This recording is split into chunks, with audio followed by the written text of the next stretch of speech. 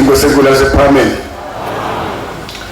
ngicela uNkulunkulu angivumele ngibeke amabili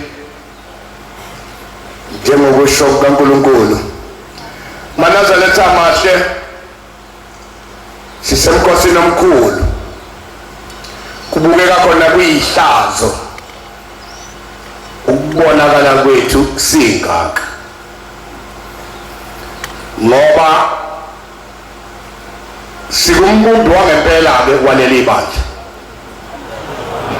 ungowesithathu ekuhlaleni esihlalweni kodwa ukuyena umuntu okubumbele libandla walibumba ngempela walenza lento eliyiyo Nyangayezulu kusebenzela naye isuku nasemini ibingene endlini njengemamba mayifika lapha khona ingene endlini ijiki bese ihlalo phandle izabeza abantu bapha abada bese abese ngo-88 sibuya sukela kuvala uJuly sesiye eMlazi ngo-88 file eMlazi hlala imeya namakhansela lapha yasibambele idandi umbhobho wayihlupha ngoba yayihamba mayikhuluma yayithi 1-2 inyathele bisiqhakama bisiqhinga icathulo iphinde isuke ihambe futhi yasibuka amakhansela yathi hey zifundiswa uzwile nasebusuku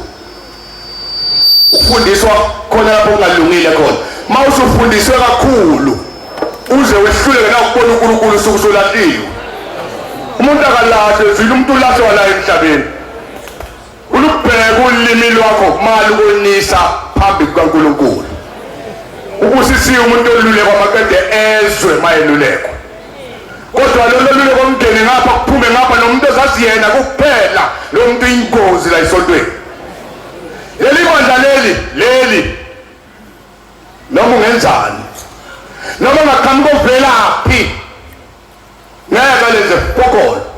alindawo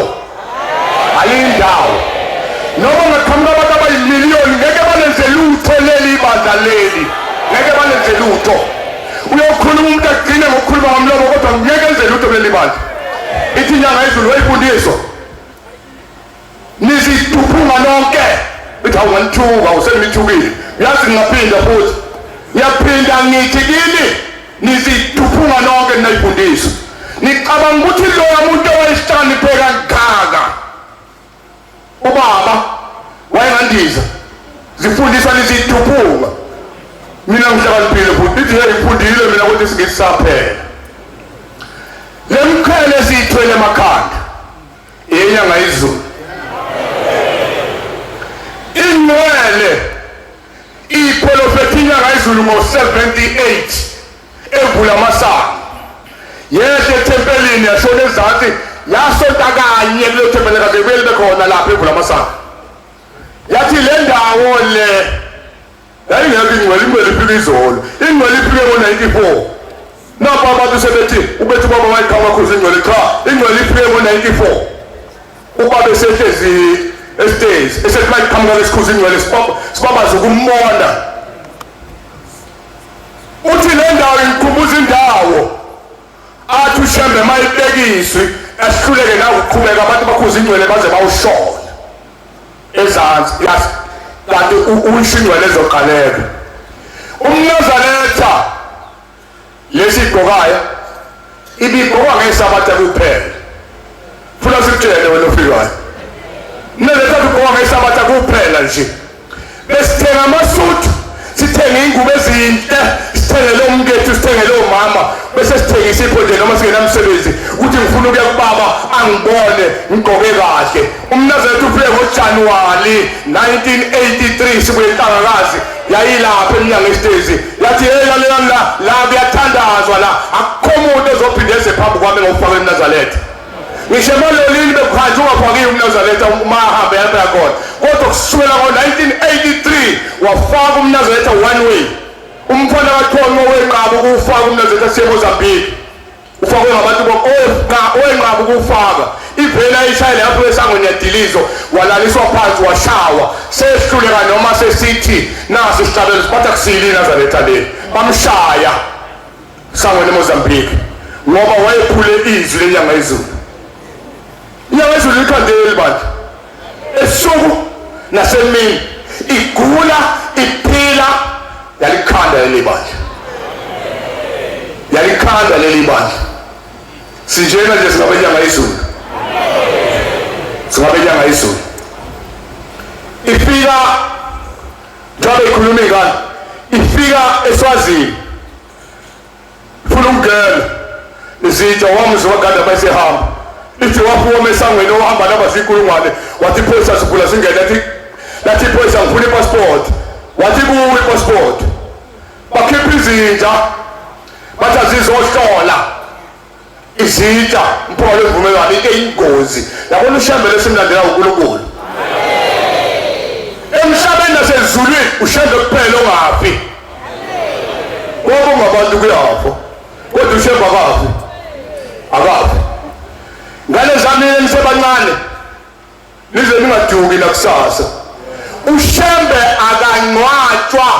umuntu ngoba uShembe akutshela umuntu akuhambi phambi kaShembe umuntu inyama kaShembe mayisephumile kuyayithinta umuntu ithinta uye uphuma enyameni angene enyameni bese kuyezolungisa inyama yakhe akalungisele lo muntu uShembe ayilungisele aphinda ayihole yena aze ayoyibeka lapho ibekwa khona mawuthi yena silandele umuntu esingamazi mina ngasho ngathi unkosana uma ngoba saqala uqabana ngo-2000 ngathi uma ezoholela ibandla bheka into eyodwa mayingahola ubaba wami emsegesemane ngiyoza no-150 bese ngilungisa inkomo nembuzi ngemuva ngizoxolisa ukuthi ngiyaxolisa Shembe kodwa mayingakwenzanga lokho noma zingamlandela zonke iy'nkulungwane ngeke ngimlandele ngiyolandela uShembe ongafiyo Nyangayezulu singabakho Nkosi mina ngiyasinikela kuwe ngisho ngapha ngesabatheleke ingekho izami ebuhlungu ngoba bakwafanele akutshele lapha ubaba kwafanele angesabe angilutho angisiyena uShembe angisiyena umfundisi mina kuShembe ngoba lo mfundisi kwenziwe uShembe mawuShembe into engafundi noma engaphotha phansi lapha nandaba ngokunkulu kutshela yathi wena Mfundisi Ntombela lento ezangifuna iyeke ngoba ungisa kuphi ungisa la msebenzela konsebenze mina lithi iBhayibheli lami engimthandayo ngiyamshaya kodwa engamfuni ngifaka itepisi ngimbuke lusho njalo uthi ngizolo lathi masikuthanda siyakulelela masikuthanda siyakubuka nje Nkosi yezweni nomhlaba Ntombela badedela abantu bakho bangaphiwa ngoNtombela Ntombela usebenze kakhulu eNyangayezulu sebenze nawo la ngelinye ilanga kwaze kwashawa u1 ebusuku zilele ikhulu akwashawa u1 silapha office bayesidukwena abantu sikathwalovu babuya ngaphandle kwesithwalo bazongena baba hambe yolala wathi mntanami ngihlawula kubaba naseNkosini ngixosha abantu ngathi kusemizini wami manje ngiyahlawula uma besekhona abantu phambi kwami angeke ngisuke ngaze basuke bangamshetafuleni ngophansi 1 ngavala inyama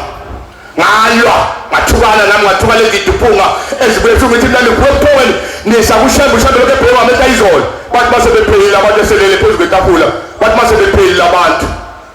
athi asambe wathi wakusekho umuntu wathi baba kabasekho sengibabhimbile wathi ngithathe ungisendlini kwakusabuso kuleli sonto kuzobuswa kodwa uNkulunkulu ufikile kuzobuswa wena ophethe ikhuzwana la bye yahamba kuyaphela lokho kuyaphela yabona inkosi le izokukutshena isibatshenile abanye nawe nje kuza kuwe kusasa mhlambe lisho namhlanje bekutshenile ukuthi ngekela ukubulela abantu wena hamba la mobulela abantu yayikusho iNyangayezulu ibe namahlo ithi ngizogcoba usibanibani namhlanje